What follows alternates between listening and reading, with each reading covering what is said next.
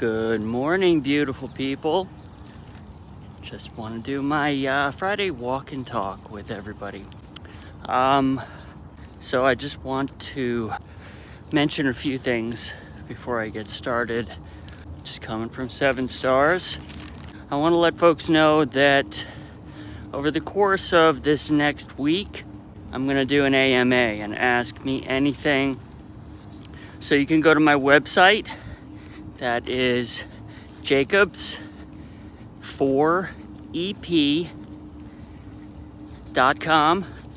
That's Jacobs, the number 4, EP.com. And you can just go to the contact page there and submit a question about East Providence, really about anything. That's why it's an Ask Me Anything. I'll choose questions from there, and next week, at some point, I will go ahead and answer those questions. So you have up until next Thursday to ask me those questions. You can go to any social media that I'm on. I am on Blue Sky, I'm on Threads, I'm on Instagram, and I'm on Facebook.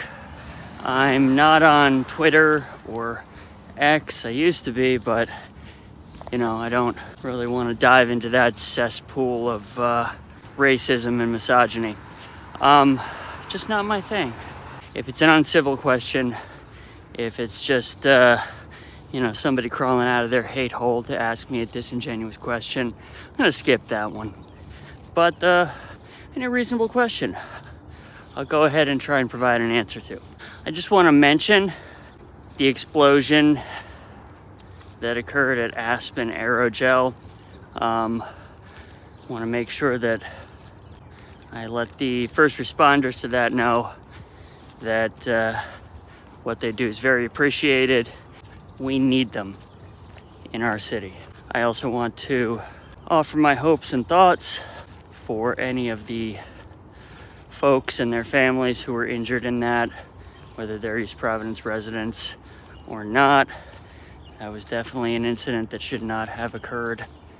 That's something that I think OSHA really needs to do a little more than just pro forma fines, because it appears that this company has been in violation of a number of health and safety codes for many, many years now.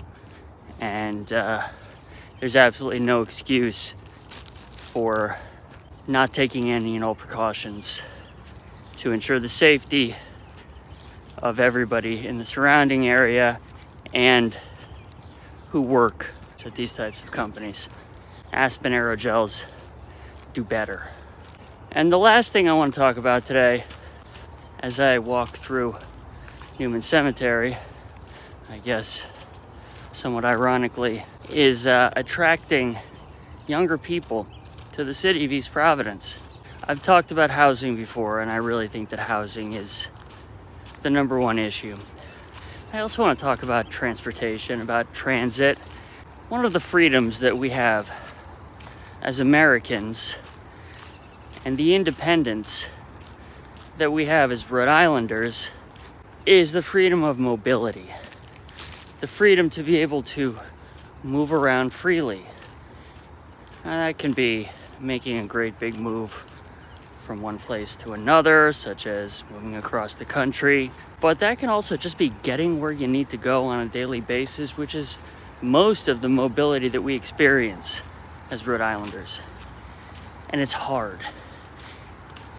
Because it's just hard to get up and down the streets. Due to the unique geography of being a very long and narrow city from north to south, from Rumford to Riverside, it just means that we have few main arteries. Furthermore, getting in and out of this city is just plain hard. I mean, it's not easy to do. Trying to get to the highways, again, partially because of the unique characteristics of the geography, getting out of the city is not easy. I'm talking about in cars, but I'm also talking about on foot and on bikes. had a great big plan for improving the mixed use, the pedestrian and bicycle paths in East Providence and leading to points elsewhere. And we recently found out that the Rhode Island Department of Transportation, from which we had a grant to expand the bike path leading around and through and over the newly rebuilt and narrowed Red Bridge, the Henderson Bridge.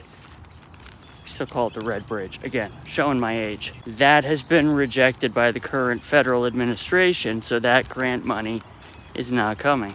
These are the types of things that make a city attractive to younger people. And if we don't make the city attractive to younger people, then we're left with a population, a valuable population, no doubt, that is older, my age and above. Older folks. It's a valuable population. I'm not discounting that population. But every population from birth has an expiration date.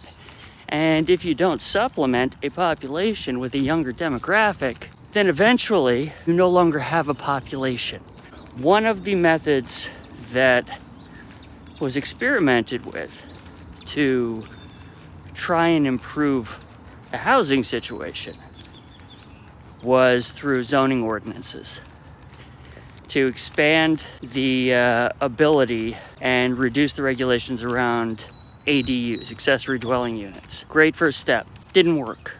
Not to say it was unnecessary.